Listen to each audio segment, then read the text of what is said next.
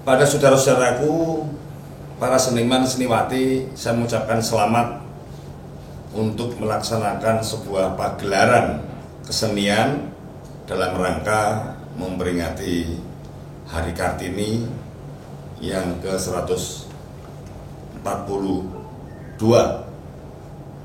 dalam hal ini dengan tajuk Light of Art. Sekali lagi kami mengucapkan selamat, berkarya, berjuang untuk Jepara. Salam.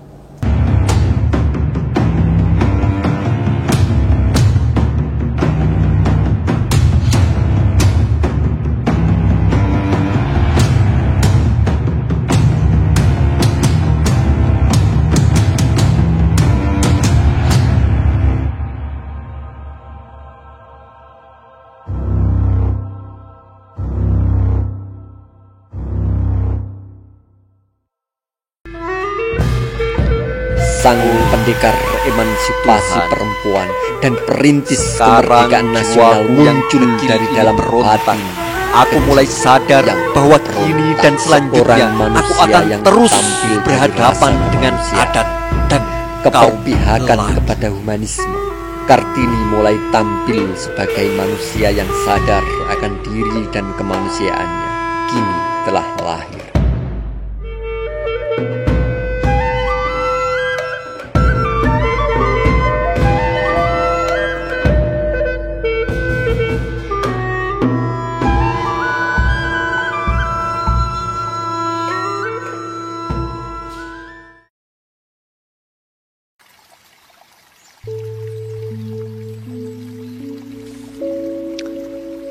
Kartini, gadis ningrat pesisir Jawa.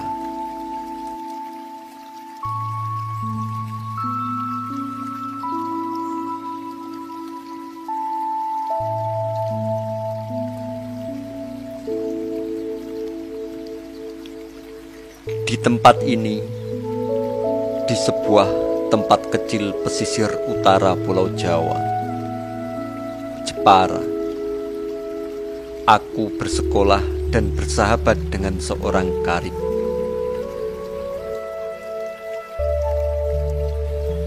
Letsi Detmar namanya, anak kepala sekolah Belanda.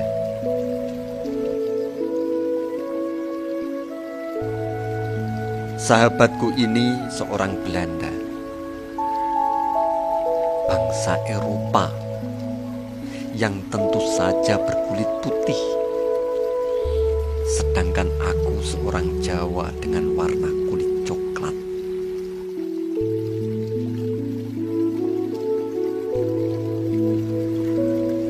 Bukan itu saja perbedaan kami. Lesti berambut pirang dan jangkung, sementara rambutku hitam dan badanku ramping.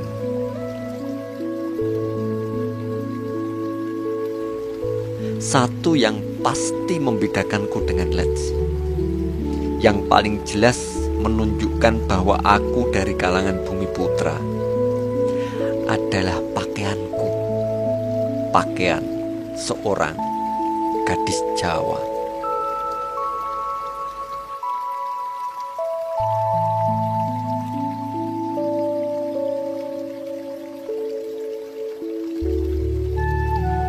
Umur Letsi belum lagi akil balik.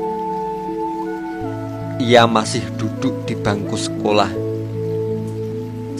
Belanda, tempat ia bermain-main dan bergembira ria dengan teman-temannya yang kebanyakan berbangsa Eropa, sama sepertinya.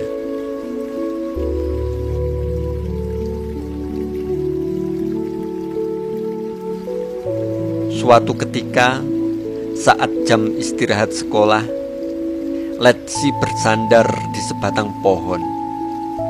Ia sedang membaca buku. Di sudut lain, di bawah pohon-pohon waru yang berbunga kuning di halaman sekolah, gadis-gadis besar dan kecil berkelompok tak beraturan menciptakan suasana gembira akrab di atas permadani rumput hijau yang empuk halus.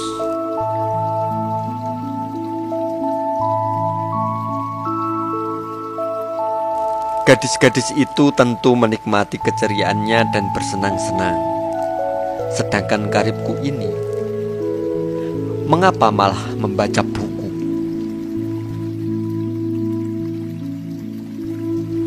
Segera ku dekati dia. Ayolah, let's see, ceritakan apa saja atau bacakan sedikit tentang bukumu itu. Aku merajuk. Ah, tidak. Saya masih harus menghafalkan pelajaran Perancis saya. Ia menjawab dengan malas menanggapi ajakan seorang kanak-kanak. Itu kan dapat kamu kerjakan di rumah. Sebab itu bukan pekerjaan sekolah. Jika ada pekerjaan yang ditugaskan pada saat sekolah, tugas itu wajib dikerjakan. Tetapi pelajaran ini bukan tugas sekolah. Apa yang ia pikirkan dengan pelajaran Perancis? Dan lagi bukan pekerjaan sekolah. Dan ini jawabnya.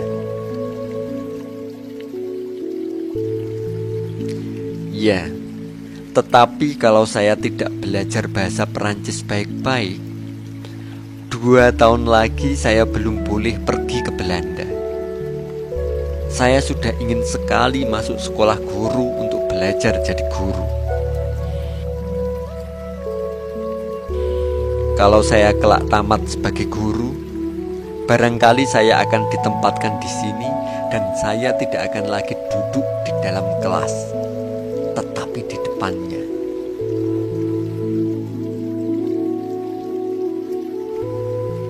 Tetapi katakanlah nih, kamu tidak pernah mengatakan kepada saya, kamu kelak ingin jadi apa? Aku terperanjat, mataku terbelalak mendengar pertanyaan itu.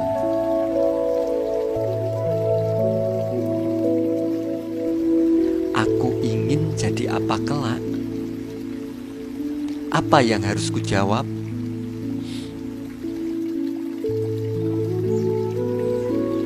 Katakanlah sekarang, desaknya.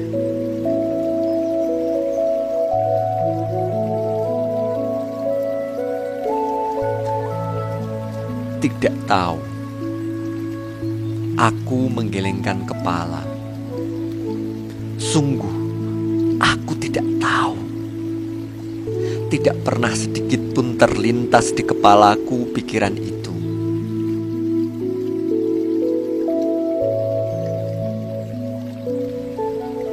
Aku benar-benar tidak tahu akan jadi apakah diriku kelak.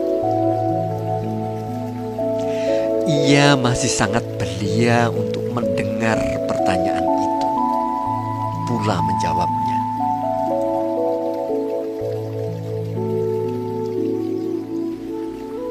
Aku menikmati kegembiraan seorang anak kecil bermain dan sekolah hanya untuk saat ini, bukan untuk hidupku kelak.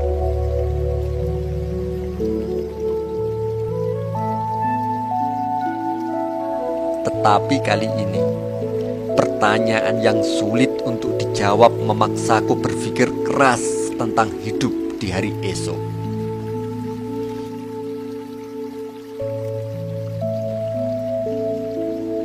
Aku benar-benar gelisah.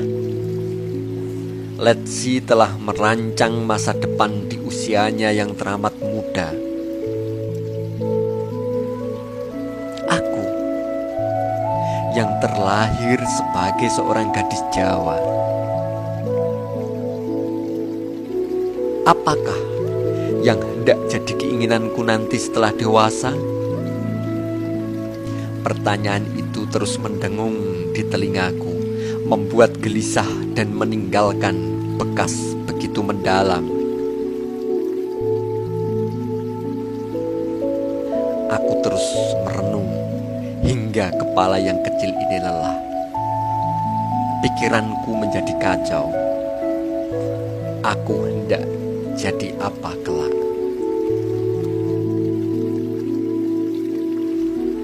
Sepulang sekolah, aku segera bertanya kepada ayah tentang masalah yang menggelisahkan hati ini. Akan jadi apakah saya kelak? Tanyaku. Tetapi ayah tidak berkata apa-apa. Ia hanya tertawa dan mencubit pipiku dengan lembut dan sayang. Gelisah yang teramat sangat membuat aku tidak mau pergi dan tetap merengek-rengek meminta jawaban. Ayah tetap tak berbicara.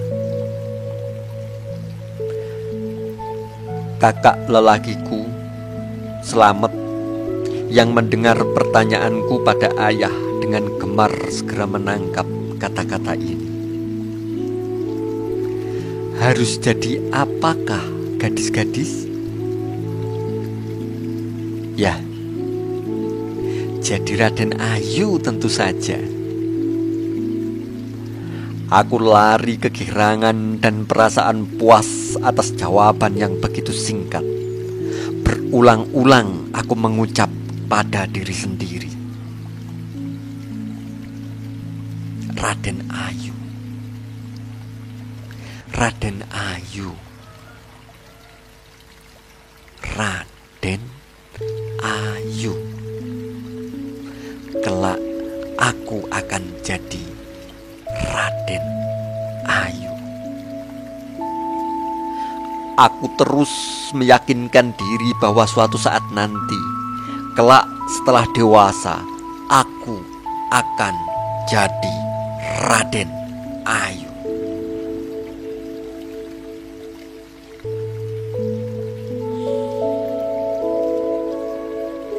Ingin segera kunyatakan jawaban ini kepada Letsi, agar dia tahu bahwa aku, kata kakak dan tentu disetujui oleh ayah dalam diamnya, harus menjadi Raden Ayu.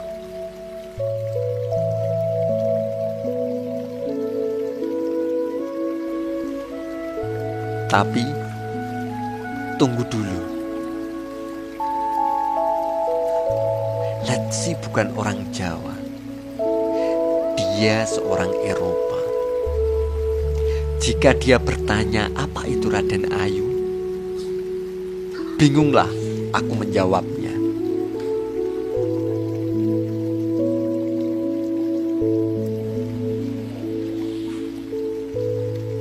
Aku sendiri belum mengerti arti Raden Ayu.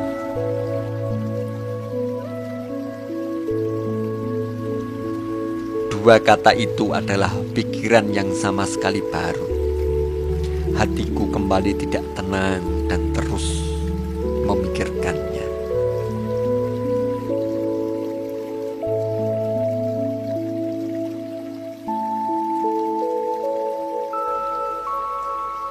Mengapa Raden Ayu dan mengapa harus Raden Ayu?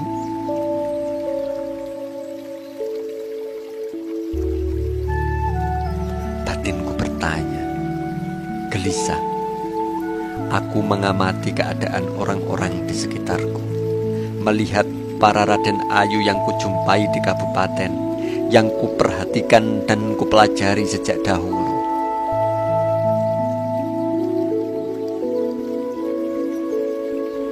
Mereka adalah contoh yang menguak selimut kabut dari dua kata itu.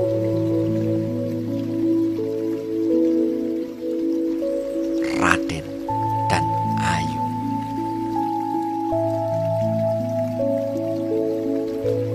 Kesimpulan dari contoh-contoh itulah yang akan datang mengubah diriku sendiri.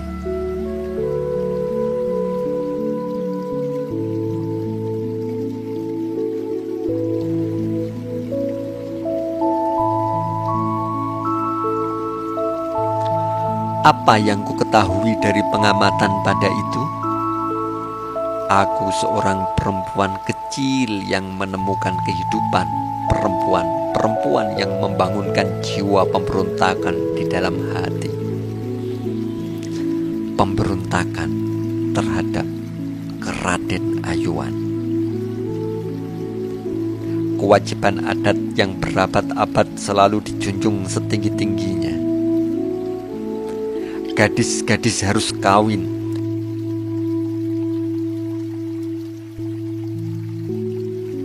Harus menjadi milik laki-laki tanpa hak untuk bertanya apa, siapa, dan bagaimana.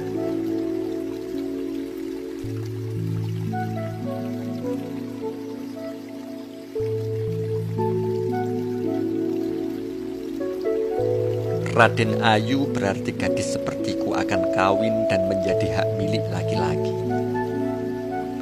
Di kemudian hari, kelak aku akan menjadi milik laki-laki, bukan milik diriku sendiri. Sedangkan gadis-gadis sepertiku yang jadi Raden Ayu tidak memiliki hak apapun. Yang tinggal pada kami hanyalah kewajiban. Kewajiban demi adat dan demi laki-laki. Hak-hak para gadis diberikan kepada kaum lelaki. Kami dipaksa untuk kawin.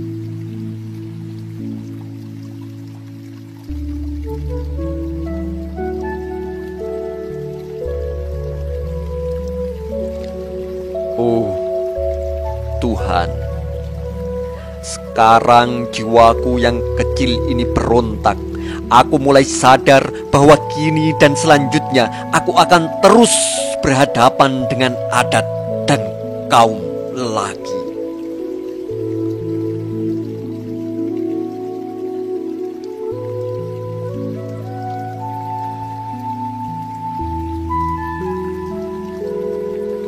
Kartini mengalami kepahitan, kepedihan oleh adat dan kodrat. Pengalaman pahit inilah yang menghantar Kartini pada pemberontakan terhadap adat istiadat Jawa yang dianggapnya menindas kaum perempuan.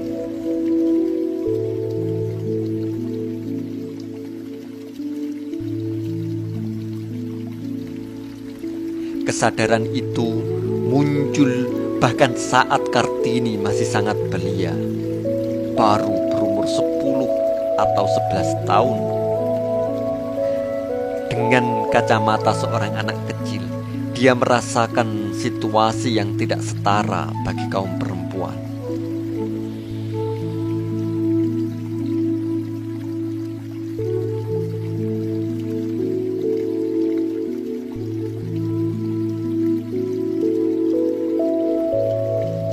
Dalam usia itu, kesadaran akan nasib buruk perempuan ia peroleh. Kartini belajar bukan dari buku, bukan pula dari orang tua dan kakaknya yang selayaknya memberi tuntunan untuk masuk dalam pengenalan pada kebiasaan adat tradisi, tetapi dari pengamatan individual atas lingkungan di sekitar kehidupannya sehari-hari. Lingkungan priai.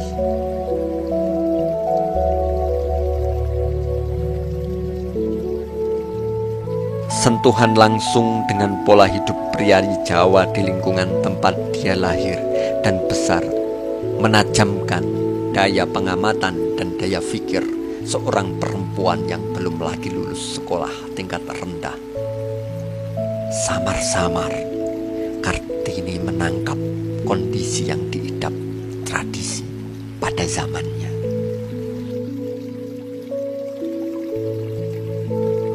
Konsep agung istiadat itu runtuh di hadapan pengamatan atas pengalaman orang-orang di sekitar Kartini. Dia melihat penderitaan kaum perempuan yang disebut Raden Ayu. Mereka harus tunduk pada tradisi feodal. Semuanya serba harus. perempuan ningrat harus kawin dan menjadi istri dari golongan yang sama. Itulah kodrat kebangsawanan yang diwariskan oleh tradisi. Mereka tidak boleh mempertanyakan mengapa harus demikian atau bahkan siapakah yang bakal menjadi calon suaminya.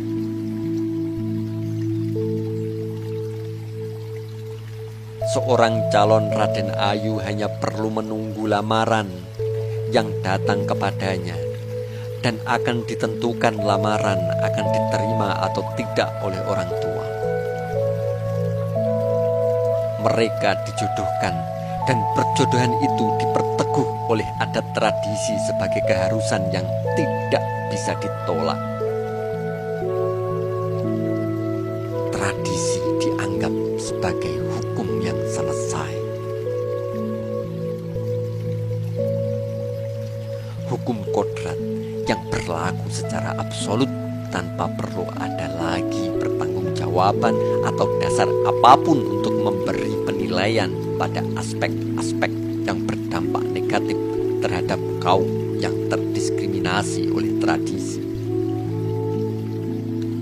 Kaum perempuan yang terdiskriminasi tidak boleh mempertanyakan tradisi agung yang telah final dalam kesadaran umum yang berlaku.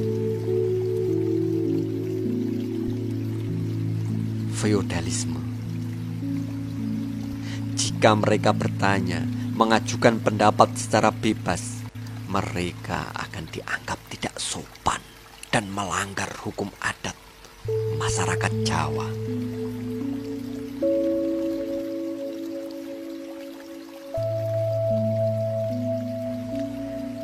Demokrasi dan kebebasan berpendapat bukanlah kata agung di zaman itu.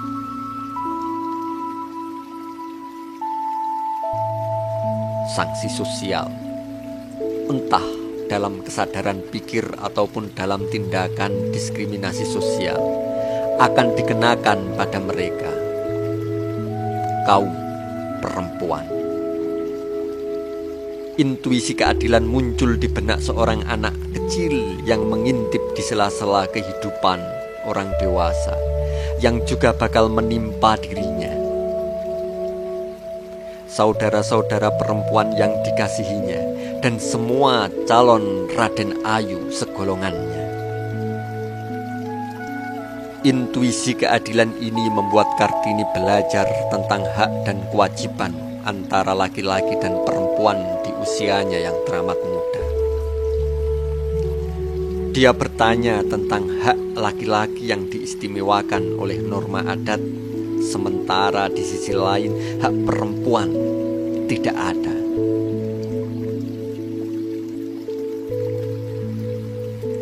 Jika ada hak istimewa pada laki-laki yang diperbolehkan memilih calon pasangannya, diperbolehkan memadu dan mencerai perempuan, bagaimana mungkin hak perempuan tidak diberikan untuk menentukan nasibnya sendiri, untuk tidak dikawinkan, tidak ingin dimadu dan dicerai?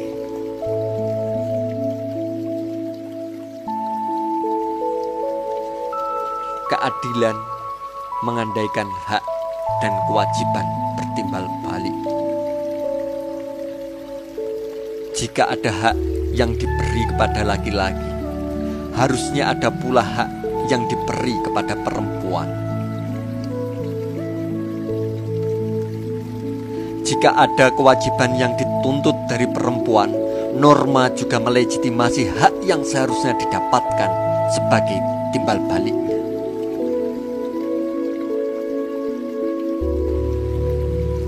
Kartini belajar tentang hak seorang laki-laki yang tidak setara dengan kewajiban perempuan yang dituntut oleh tradisi zamannya. Karena itulah ia memutuskan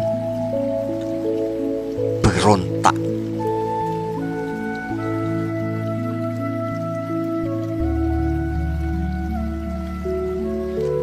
Pemberontakan jiwa kanak-kanak Kartini berujung pada kesimpulan yang menyimpang jauh dari kebiasaan adat Jawa di masa itu. seorang Raden Ajeng yang menurut kebiasaan akan kawin dan menjadi Raden Ayu menolak dengan berteguh hati, tidak mau kawin.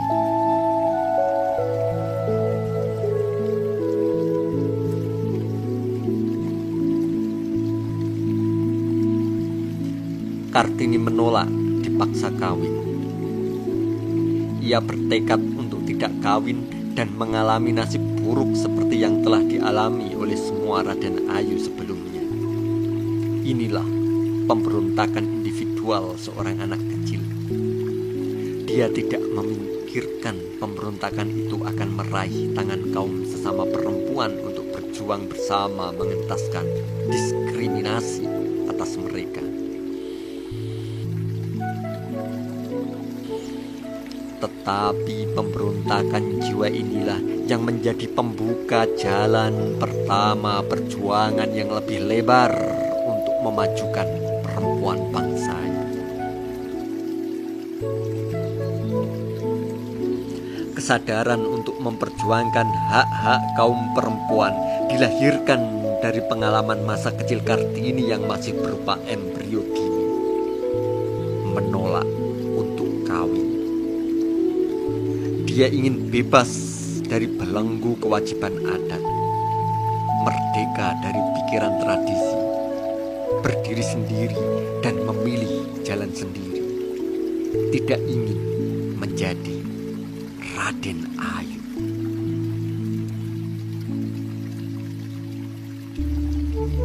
Emansipasi, kesetaraan antara perempuan dan laki-laki diperjuangkan di dalam batin untuk dirinya sendiri. Jauh sebelum kata itu terdengar olehnya lewat bacaan-bacaan dan interaksi dengan sahabat-sahabatnya yang umumnya orang-orang Eropa. Dalam suratnya kepada Stella Zahendler,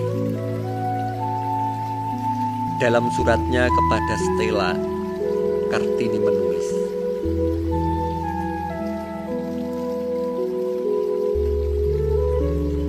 bukan hanya suara dari luar saja, dari Eropa yang beradab dan hidup kembali itu yang datang masuk ke dalam hati saya, yang membuat saya menginginkan perubahan keadaan yang sekarang.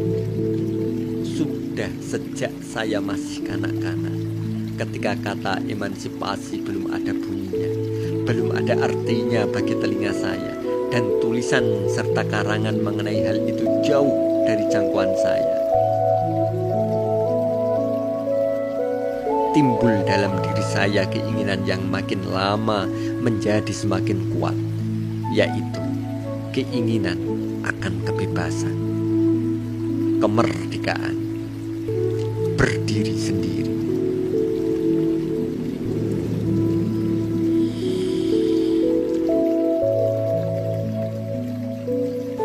Pengalaman pahit membuka mata Kartini kecil untuk berikutnya. Setelah beranjak dewasa, melihat kesengsaraan dan ketidakadilan yang menimpa masyarakat bangsanya, kesadaran akan ketidakadilan terhadap perempuan Raden Ayu menjadi komponen kesadaran mula-mula yang menyebabkan Kartini berjuang mendapatkan hak-hak yang dirampas oleh kekuasaan.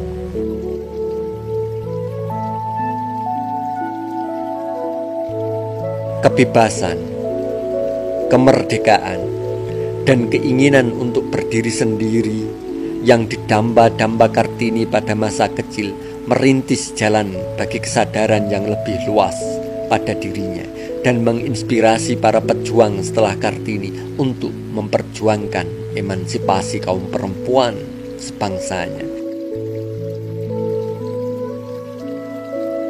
sekaligus pembuka jalan bagi perspektif kebangkitan kesadaran nasional, kesadaran untuk menentang feodalisme dan kolonialisme, sang pendekar emansipasi perempuan dan perintis kemerdekaan nasional muncul dari dalam batin kecil yang berontak. Seorang manusia yang tampil dari rasa kemanusiaan, keperpihakan kepada humanisme, kini telah lahir. Dia benar-benar telah lahir sebagai seorang manusia. Sejak kesadaran akan diri dan kesadaran hakiki manusia muncul di dalam jiwanya, Kartini mulai tampil sebagai manusia yang sadar akan diri dan kemanusiaannya.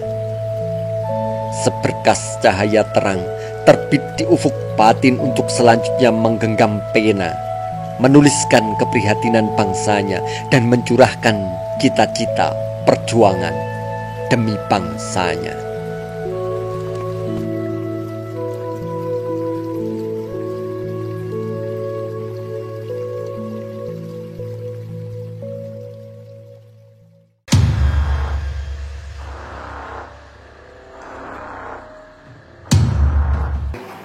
Assalamualaikum warahmatullahi wabarakatuh. Selamat siang, salam sejahtera untuk kita semuanya. Salam budaya. Kami atas nama Dinas Pariwisata dan Kebudayaan Kabupaten Jepara menyampaikan apresiasi kepada teman-teman seniman, teman-teman DKD Jepara di dalam rangka memperingati hari lahir Kartini yang ke-142. Teman-teman melaksanakan kegiatan dengan tajuk Like on Art. Semoga kegiatan ini tetap membawa hiburan untuk masyarakat Jepara di dalam masa pandemi ini, tetap berkreasi, tetap semangat. Wassalamualaikum warahmatullahi wabarakatuh. Salam budaya.